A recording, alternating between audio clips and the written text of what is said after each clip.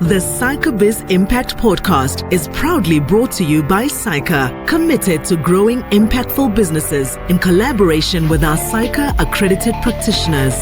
Don't forget to subscribe to our podcast and visit our website for more valuable resources. Welcome to the SAICABiz Impact Podcast. My name is Luncedo, and I'm looking forward to be having a great discussion today. And I am having what I call a founder story.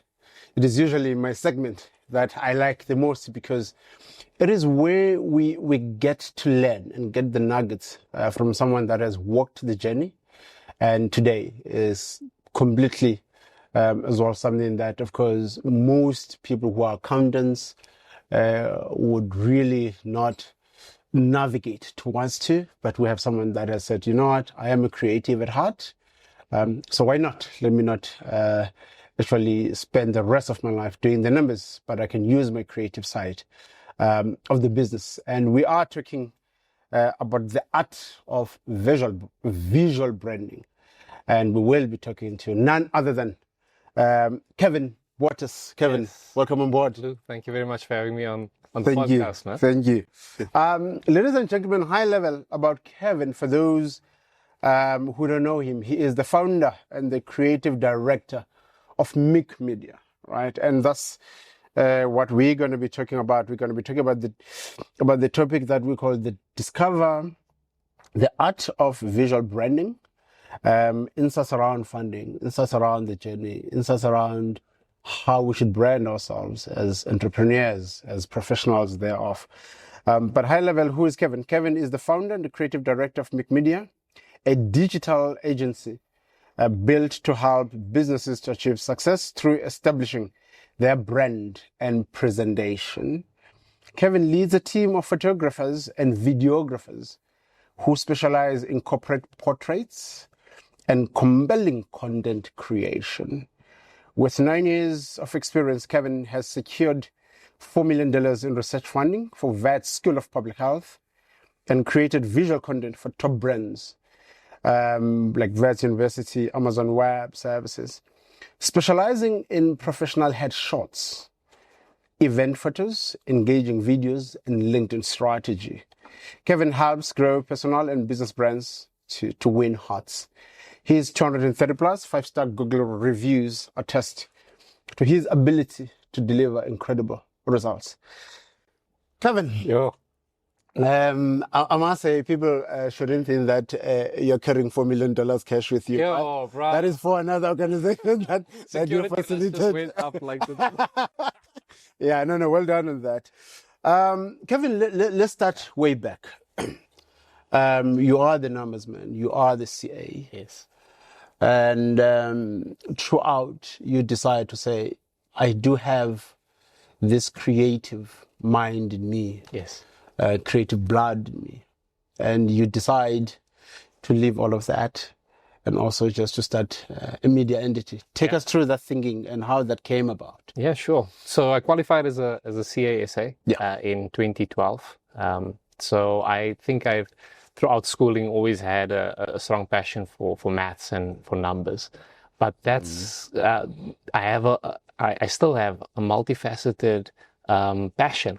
It's not just about the numbers. There's a creative outlet to it. There's a faith side to it. It's multifaceted on it. And as a result of that, I think because I'd been so focused on the numbers for a long time, there had been a bit of frustration of not being able to have that creative outlet. Mind you, I must tell you that there was a degree of that, of actually being involved in that creative outlet, primarily in church. Okay.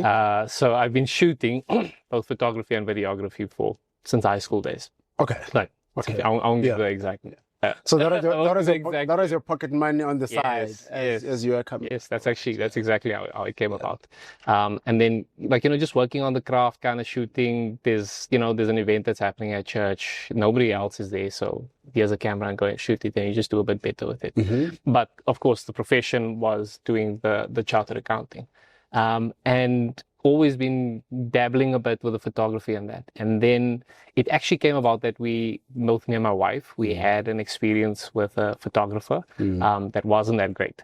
And she, in a side comment to me, she said, "I'm sure you could do a better job than that." Yeah. And she moves on, and I'm like, maybe. Why not? Why not? Can't? Yeah. Why not? Yeah. Right? Aren't you a photographer? You placed. I mean, that you're not a photographer. You're an accountant. You placed in this box and that. And there was just something that stirred in that comment that she had made to me. Yeah. Where I did actually take it on as a challenge to say, I'm sure I could do a better service than that I had received. And as a result of that, I said, okay, fine, let's try doing something with this. So I've always wanted to start a business. I never knew exactly what it was going to be. And there was just a moment of truth there where I was like, let's do this. So you would have seen a bit of the story on the website. It's like, camera. I've got this little small DSLR.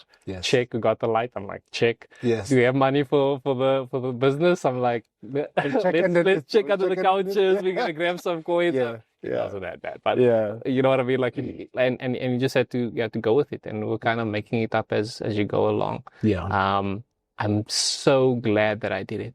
I'm so glad that I started when I did, because I think there's always been a fear. There's always an imposter syndrome that you have. Like, it's next year. Or just a few more months. I just need to work on this. And I think I just realized that there's never a perfect time. There's never going to be the perfect weather conditions or whatever. And you just gotta go ahead with it. And here we are 10 years later. A decade, bro. Well done, man. No, well done. So take me through, in terms of MIC Media. In summary, I said, yes, we specialize in headshots and all of that. What does MIC Media do? What do you guys do? In essence, I think if I had to sum up what it is that we're trying to do, we're trying to, from a person perspective, make people feel and look their best. And then from a brand perspective, it's to put your best foot forward. Simple. I try to keep it as simple as that, because I think it's over there. So when it comes to because as you can hear, it's like multifaceted on it. But overall, what we're trying to do is really allow people to build their brands and to really allow an expression of themselves as best as they are to a wider community than just on a one-on-one basis. We are going digital with it, and we're trying to get people to be their best on digital platform. So from a background perspective, I've been shooting. I started off just shooting a lot of family portraits, weddings. Weddings is a brilliant way to start. If there's ever any one thing to do, go shoot a wedding. You'll never have as much stress and variety as that.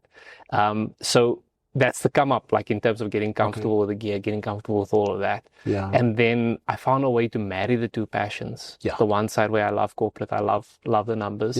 But then I also have this passion for other being creative. What better way than doing corporate videography and photography, where you get to meet with the top brass, the decision makers. Absolutely. And be comfortable with talking to them.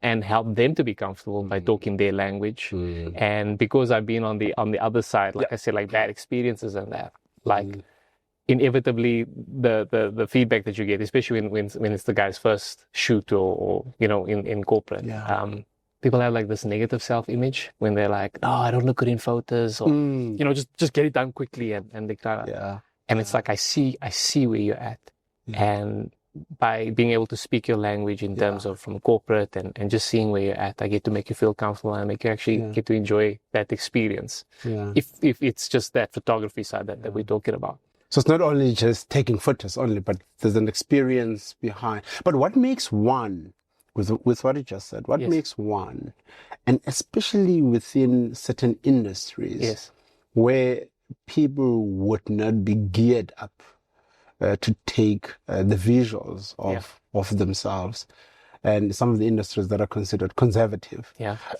What have you picked up is, as a result of that, no, you don't have to be scared of taking pictures.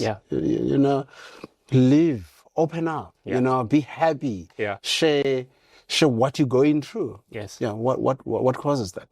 So I think corporate generally has a bad rep for being uptight, if you were to say that, right? Because I think especially in our generation, people that end up on billboards, that end up on TV screens, we hold them in high regard. They're on a superhuman level, right? So your actors, all of these things. And what that has created, I believe, within us is like a psychological trigger that I'm average Joe, but that's movie, actor, star, person on billboard. And there's this chasm that gets created, and that I can never get to that level. I shouldn't be on that level. And corporate even just like, suffocates it even further. So because of that, a lot of people have this negative view of themselves, and they find it difficult to ever envision that they could be on a screen, albeit a cell phone, a TV screen, a laptop, where they're at. And what I'm trying to do is trying to bridge that gap and to allow people to be their best self on it. Yeah. So I made reference of it when we were off air on, a lot of people, they can't really tell the difference between a good photo and a great photo, right? So if it's 80% good or 95% good, most people, like I'll be able to like zoom in and pixel and all that stuff, right? So people can't really tell the difference between that. But most people can tell the difference between a good experience and a great experience. You see it every day, restaurants, petrol attendants, wherever you go, you can walk away and you can be like, wow, that waitress, wow, she did something that absolutely blew my mind. So if we can give that kind of experience to people where they can feel more comfortable being in front of camera, they can feel more comfortable being themselves and expressing themselves, then my goal is achieved in that relationship with that person. Take me through the importance of branding. Because one would think, as you have said earlier, branding is for these superstars, right? And now I am a professional, or I am just an SME owner who just started. And Kevin says, listen, I want to assist you to brand yourself visually better. The importance of that and how powerful can that be? Because most people will still resist that. And I'm sure that's what to deal with. Yeah, sure. So I want to replace the word branding just for this thing with, let's talk about impression. What impression do you give to other people? Right? So as you go through your day, people are giving different impressions onto you. If you've never met a person and you meet them for the first time, they give you a certain type of impression. Think of the handshake that they have. Are they looking you in the eye? How are they standing? How's their talk? Do they talk to themselves with softly, or do they talk outright? Right? And in the space of a minute of the conversation with somebody, you get a specific kind of impression with them. And with our heuristics that we have, where we try to shortcut things, we place that person kind of into a box. In a certain box. Well, that guy's very confident. Wow, that guy had a great handshake. That guy doesn't, he looks a bit like he's a numbers guy. that kind of thing. So if we change the idea of branding to impression and what impression you can put on people, it gives a different spin to it. In the age that we're living in, it's very difficult for you to meet a lot of people face to face, just by the nature of things, right? We got work, we got family, we got a whole bunch of things that we're doing, right? But what way that we do get to reach people is digitally, through our digital footprint, right? So if you're going for an interview and you put in your CV, I can almost guarantee you, first thing that person, the recruiter on the other side is going to do, is going to Google you, going to check you out, right? And what is the impression that they get from you online? What is the feeling that they're going to get from you? So they're not going to be sitting down and having a deep conversation with Lou and say, oh, wow, that guy's, it's like they're going to scan through and they're going to see what is this guy all about.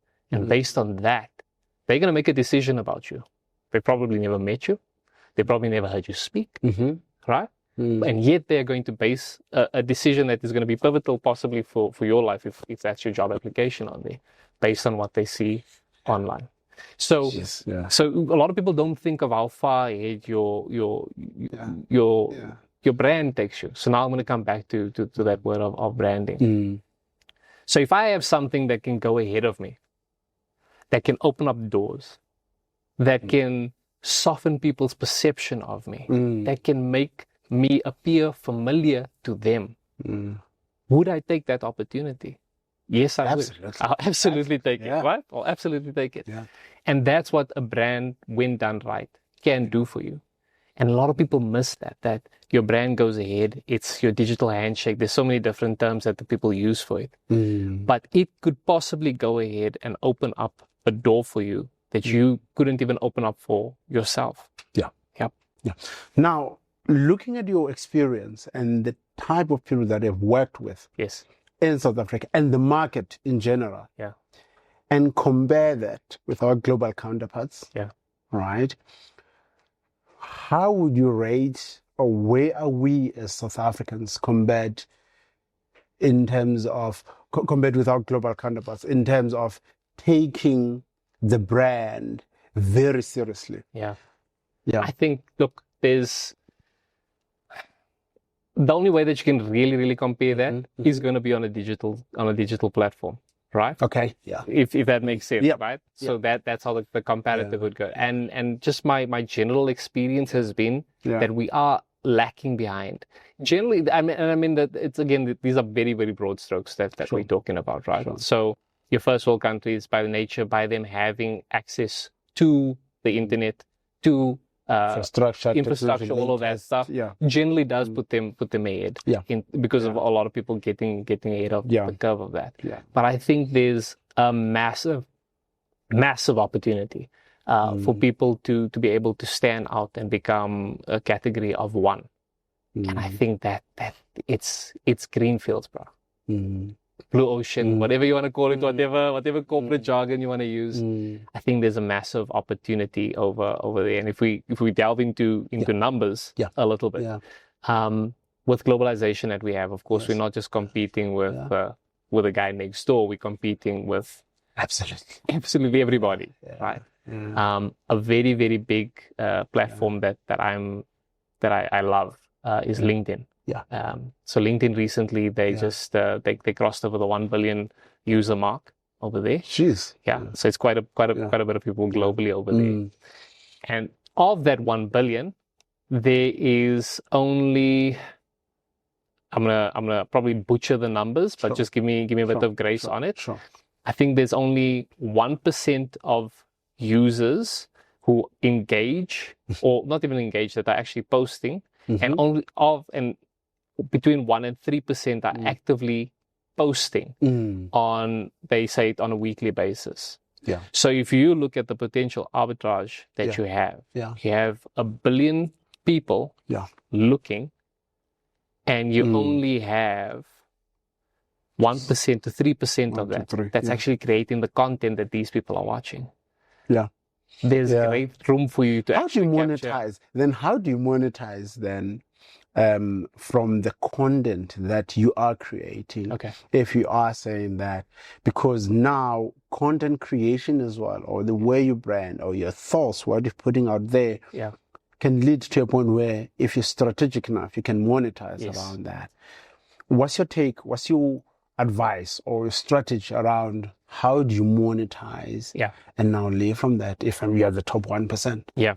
So a lot of people make the incorrect assumption, whether it's YouTube or any of these platforms, that they're going to get rich on the platform, right? The actual monetization of the platform itself is very low.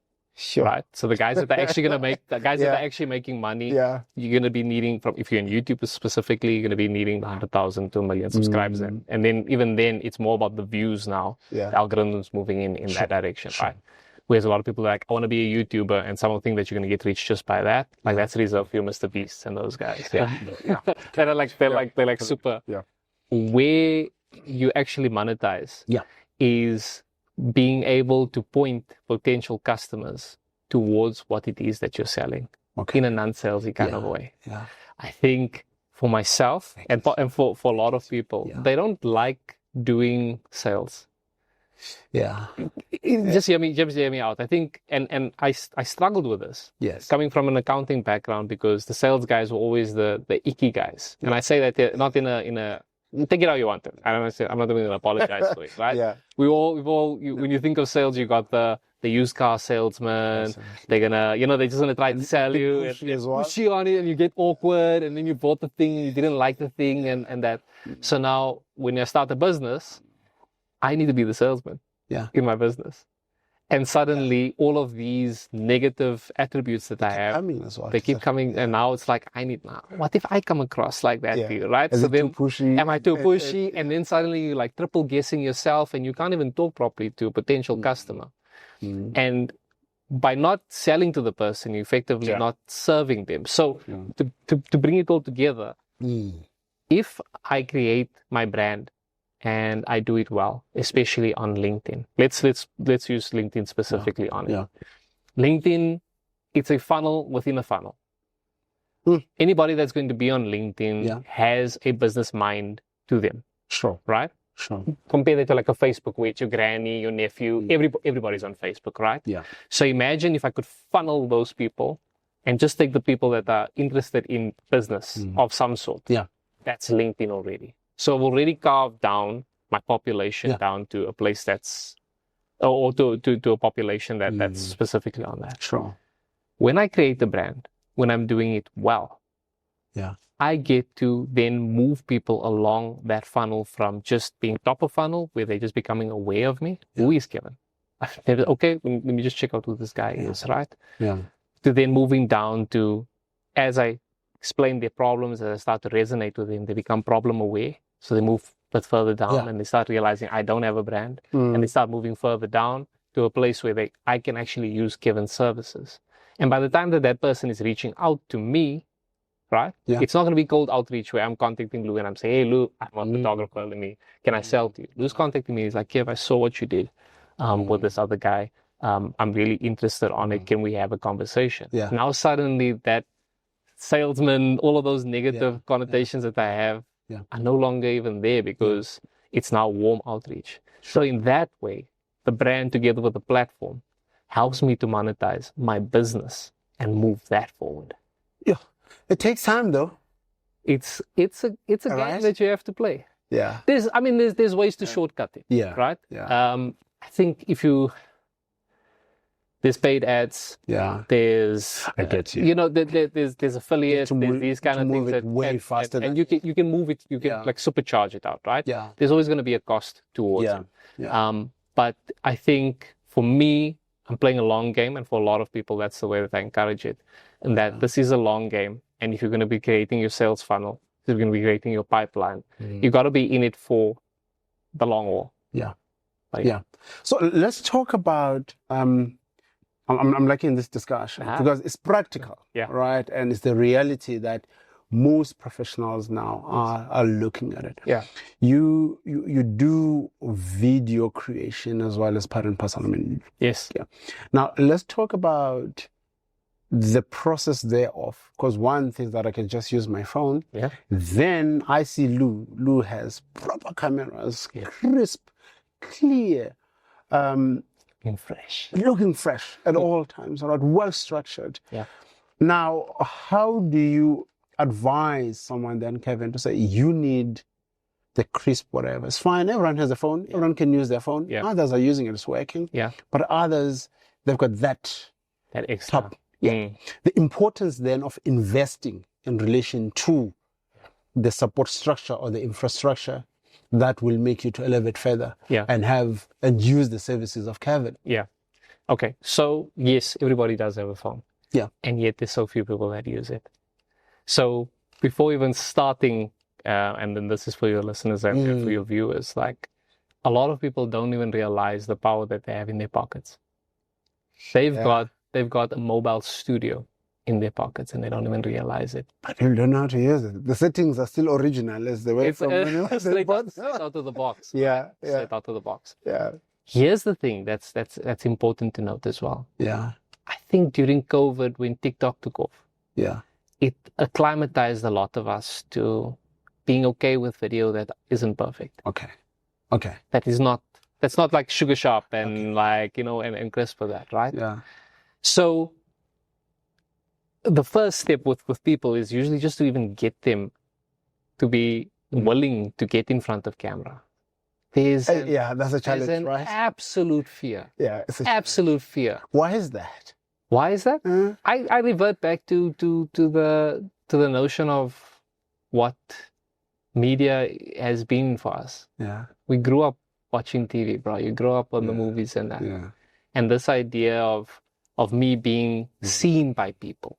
At the center stage. And being on the center stage. Yeah. Think of all the fears that you had in grade 5 when you had to go and do your speech in front of the school or something. All of that comes to the fore. Okay. And the reality there's very few people that are natural, that are okay in front of camera. Yeah. It's unnatural. Right now, I'm staring into a block of metal and plastic, and somehow I'm engaging with somebody on the other side of it. Yeah. It's completely unnatural, right? Mm-hmm. So for everybody, it's going to be firstly, it's going to be a difficult thing. Yeah. Right? But waiting doesn't make the difficulty go away. In the same way, I shared a post recently on LinkedIn of my son that hates getting into the water when it's time to swim, when it's time to practice. Yeah. Hates it. Yeah. But him standing outside for an hour doesn't make the water warmer. Mm. The only way that he's going to get used to the water is to actually jump in. Get in. Yeah. So you choose for yourself if you're going to get stuck in now, or do you want to get stuck in a year's time when it comes to this, and watch your competition run ahead of you. So every single one of us, bro, when we were born, nobody was born walking. Yeah. You had to crawl, you have the regular bird crawl, stand, fall, and that's not going to get used to it, right? There has to be a first video. Everyone, you had a first video, I had a first video. People, you have to have a first video. And it's going to be awkward. Privacy, people complain about the privacy, and you know, those are the excuses that you get out there. How bad do you want it? Done. Answered. That's it. Yeah. That's it, bro. Yeah. Yeah. Is the fear of how I'm going to appear to other people greater than the fear of me achieving my goals? Done. You've answered it. That's it. I think to each and everyone that has the fear, I think they must just think of that. Yeah. Because even that fear is just illusion. It just doesn't even exist, right? So people have the spotlight effect, right?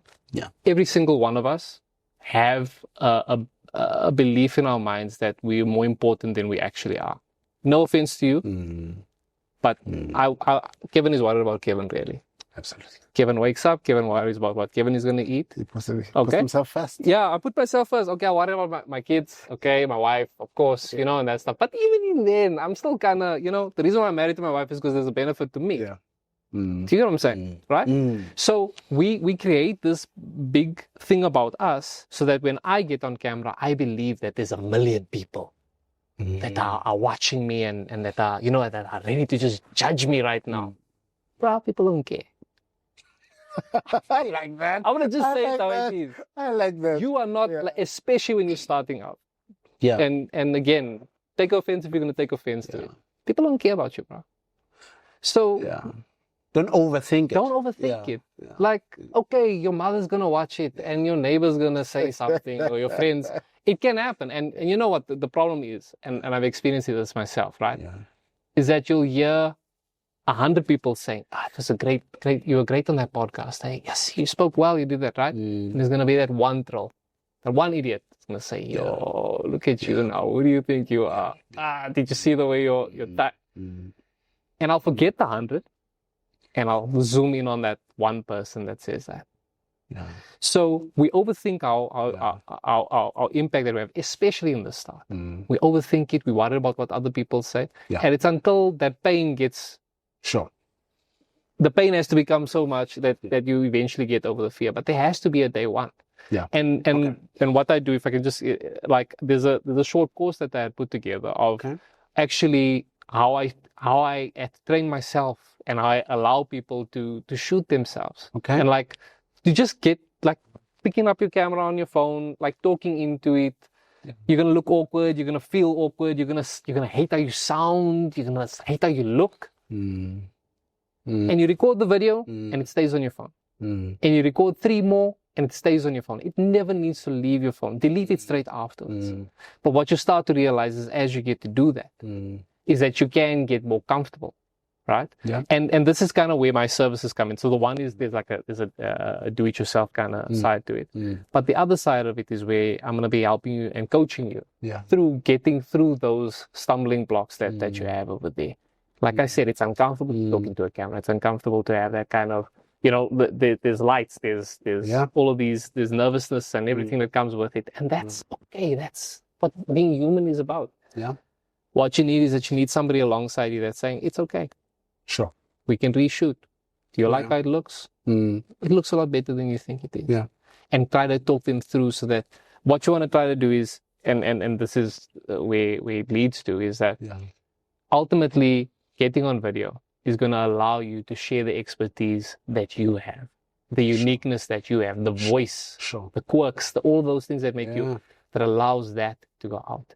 And when people see that, eventually, as your following grows, as your brand grows on it, right, they start to fall in love with you. And I know that sounds strange. Falling in love is maybe there's a term. But they start to become more familiar, and even from a psychological perspective, right? There's a 7-11-4. I won't get into much, but the more time people spend engaging with your content, especially on video, the more comfortable they become with you, and you start moving away from stranger zone to familiar to eventually to friends. But it's very difficult to break into community. Now you have a community now. That's it, right? So if you spend it, the thing is that you have to have 7 hours worth of content across 11 different engagements, so 11 different videos, and on 4 different platforms. So I won't delve too much into it, but the point is that you get more comfortable with your potential customer. So if you are, especially in a commoditized space, right, where you're selling the same thing as the guy over there and the guy over there, really the only thing that's going to differentiate the three of you is going to be price. And everyone's selling the same. Everyone's selling the same thing, right? Everyone's selling the same bottle of water, 1, 2, 3. Like most people can maybe mentally like, I won't take the cheapest one because there must be something wrong with that. That price is too expensive. So I kind of go middle of the road, right? And what inevitably happens from an economical perspective is that it becomes a race to the bottom with the price. You want to detach yourself from that. What is it that's going to make me want to actually buy that specific water instead of the others? What's going to make me want to use your service or use your product? And that's where the personal brand goes ahead. And that's why even the discussion and the negotiation around price doesn't even become a huge part of the aspect. Because they want to work with Lou. I know Lou. I don't know Joe Soap. I don't know Susie over there, but I know what Lou's doing. And there's psychological triggers that happen with that, the familiarity that comes with that. And that, when you, I don't even know. Absolutely. No. You are sharing very good nuggets around this. Now, take me through around Make Media. And then you're building around this journey. And you're starting to see the response. It takes time, of course. It's the creative economy. What was that turning point where you said, I think we have a business here? Which project would you say that was a turning point where we said, okay, we are heading to something else, for us to be, even for you to be here 10 years down the line? There would have been that. Then I'm like, okay, we're on the right track. There was during COVID. So I've been doing a lot of small gigs and we've been kind of building up to it. And during COVID, Hollard had approached me. There's somebody that I'd been familiar with in Hollard. She said that under time pressure, there was a competition internally that they were trying to do. That they had to do this, put together everybody recording this remote videos, and they were going to compete against the other divisions. Is this something that I can help them to do? So I said, okay, fine. What's the spec that's needed? We need it in 2 days time. So I'm like, okay, fine. So you got all the videos you can send across? They're like, no, we need your guidance on it. So they gave it to me like really, really late on the day, and I worked through the night to the morning, delivered a product to them that won the competition. I was very happy with that. That won the internal competition. But what that had allowed me to do was to get onto the vendor system. Because because of the nature on it. And it was really, really small one because they had a very, very small budget on it. But there was something about the idea of this brand that that's on TV that I'm doing work for. And suddenly I'm no more like, it doesn't feel like you Mickey Mouse anymore. And suddenly you're doing, and again, like I'm saying, like it's a small amount. It wasn't even that great. But that was like a turning point. Like, hey, we can punch way above our weight over here, guys. You know, like this is, and it's from there that things then start to pick up, because you know, great attracts great. You know, so if it's always the same. Like, you know, if there's a marketplace and there's nobody that's standing there, nobody goes to stand there. But if you see a crowd that's standing around a table, then suddenly the crowd gets bigger, because more people want to come and actually see what it is that this person, what's happening over there, and the crowd naturally just grows like that. So once I had gotten the holler thing, it gave me a foot in the door where there was a reference point, a testimonial that I could then use. And together with a personal branding, what a lot of people miss, and I know that wasn't maybe part of our show notes, but actually getting testimonials to back up your brand is that important? Absolutely important. You don't know how much gold people are sitting on, diamonds that they're sitting on. So those testimonials are very. Whenever you finish a project, make sure you get. Let's do some A/B testing. Wow. Let's do some A/B testing, right? A/B testing is when you put two things next to each other and you see which one is going to perform better. Sure. All right. Yeah. We're going to go through to a barber shop. And we see Joe's Barber over here. We go into Google. We see Joe's Barber. He's got 1 rating and it's a 4-star. Okay. We'll give him a 5-star. All right. Okay. Right. Next, we see Pete's Barber. Pete has 250 ratings. And he's on a 4.2. Oh. You have to go and cut your hair for a wedding that's happening this afternoon that you have to attend. You have to choose between these two. We're going to go. The big numbers. The big numbers, right? Because there's social proof. Yeah. We find, and again, into that idea with a lot of numbers, right? We tend to gravitate towards there because we have the proof that somebody has used the service, right? You can go through to the ratings. Me always start at the bottom, bro. They are like you can do your 5-star, I'm gonna go, what's the 1-star? Right? And then you come and see like the 1-star, it's usually like in this example, you know, that there's some people that will always, bro. Wow. They'll always give you a bad rating. Like some people just can't get the idea of doing 5-star.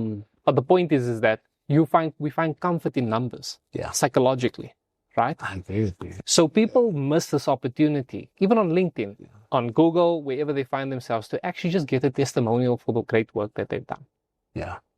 And that simple, that is a big thing that I've used to actually help to get the wheels turning. Because as your testimonials grow, especially on a platform like that that's viewable from a third party side. I think when somebody just puts a testimonial on their website, it's great, but it's not as great as if I can see it on Google or on LinkedIn, because then I can verify it, you know, that there's somebody on. How do you? I'm thinking about what you're saying right now, because I 100% agree with you. Same with the restaurants. People will gravitate towards a restaurant that is full. They will assume that, that means I've got good food. While the restaurant next to is empty, is quiet, waiting for people. No one will go seen there, right? But now, you've worked with different industries, right? How do you determine which social media platform to use way better and capitalize on? With all of the social media platforms that are out there, one is doing service. You spoke about Baba. Others because those are visuals. Because I mean, you can't use 10 of them, you know, but there should be one that you're specializing on. You like LinkedIn, for instance. Why do you like LinkedIn? So as a photographer, I'll backtrack on it. As a photographer, you're generally going to go through to Instagram. Correct. Right? Because it's a visual site, right? Maybe Facebook. Facebook is kind of, I get you. No offense to anybody who's not like that. But there's that, but generally on Instagram, right? But on Instagram, you are competing against 100,000s of people that are providing content. Firstly, right? So you need to try to first to just get in, to get eyeballs. You need to have your quality above that, right?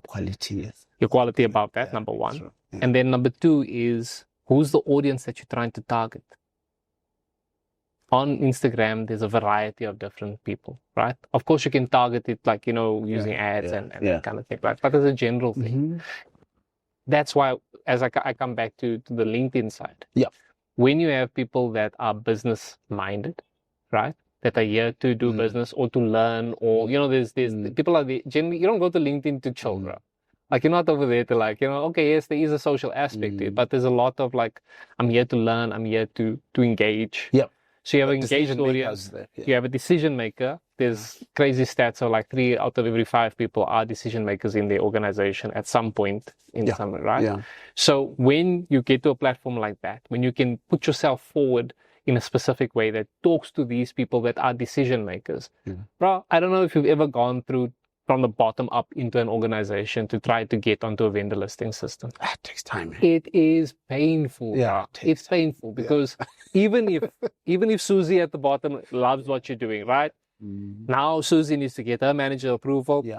And they need to take it up, and then they have to do comparisons and that stuff, and it's going to go up to marketing, and it's going to go across, and right? Fine, nothing wrong. Cold outreach, I still do that. You're still trying to get in on these big companies and put yourself forward like that. How different would it be if the chief marketing officer checks out what you're doing and they're I actually like what this guy is doing? Yeah. When it becomes a top-down approach, right? When there's the decision maker that's making the decision. Yes, of course, you still need to go through the process. You need to have your docs and all of that stuff in place, right?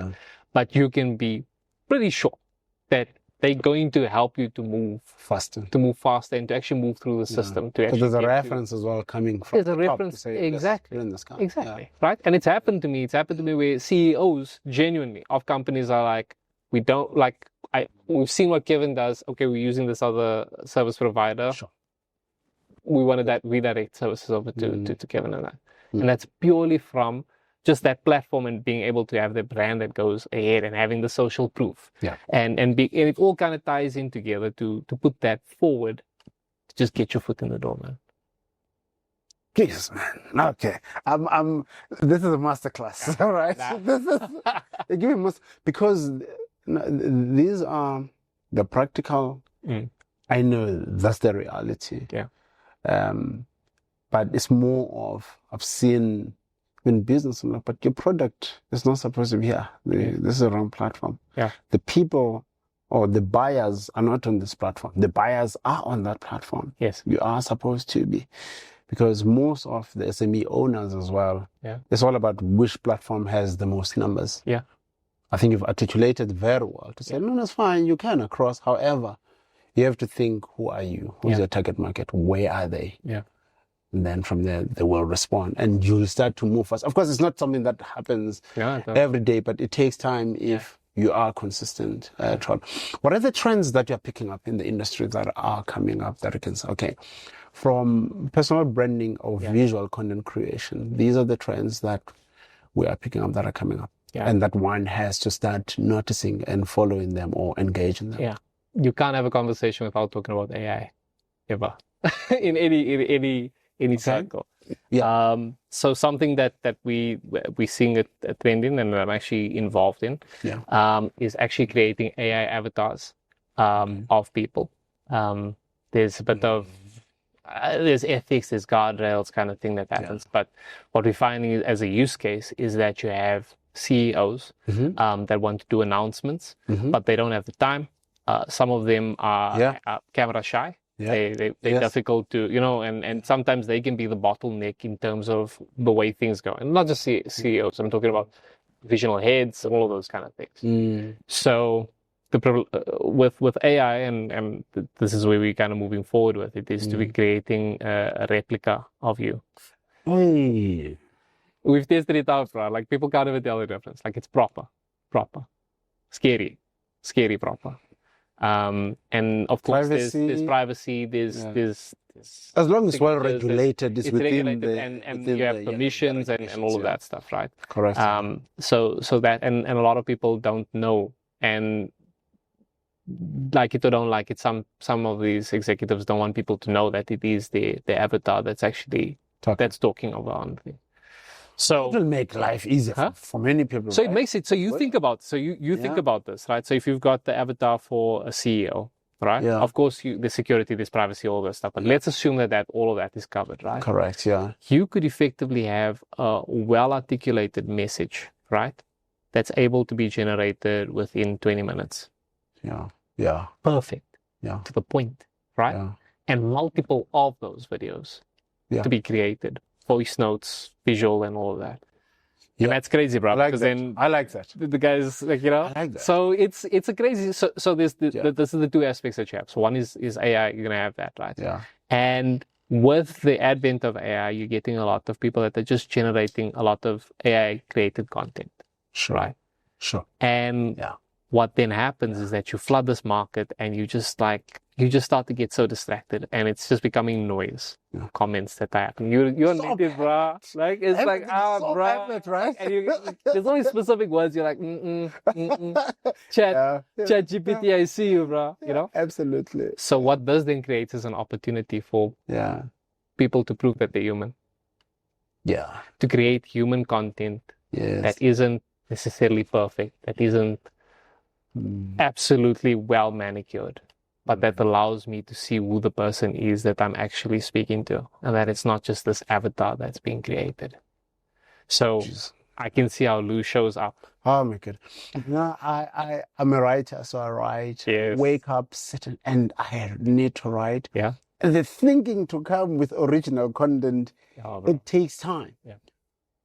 Sometimes you're like, why can't I use ChatGPT? It's always there. You know? But at the end of the day, you still want, as you are saying, certain people will pick it up that this is AI generated content. This is not your original thought. Exactly. So that authenticity then gets questioned in the long run. Correct? Yes. And even especially with writing, I think writing you more at risk of it than the way that AI is able to emulate. It's absolutely, and now the guys are even writing into the AI for it to create human-based errors, spelling errors, so that it's not too perfect, so that it even passes by people, because they'll be like, look, okay, the spelling error here, wrong grammar and that, right?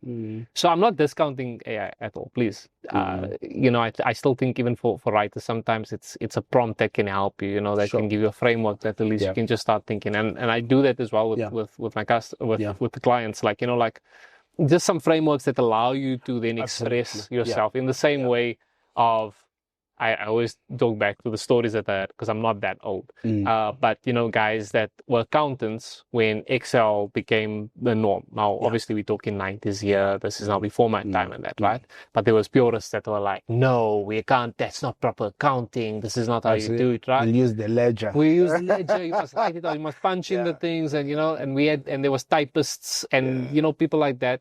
And those people eventually just get left behind.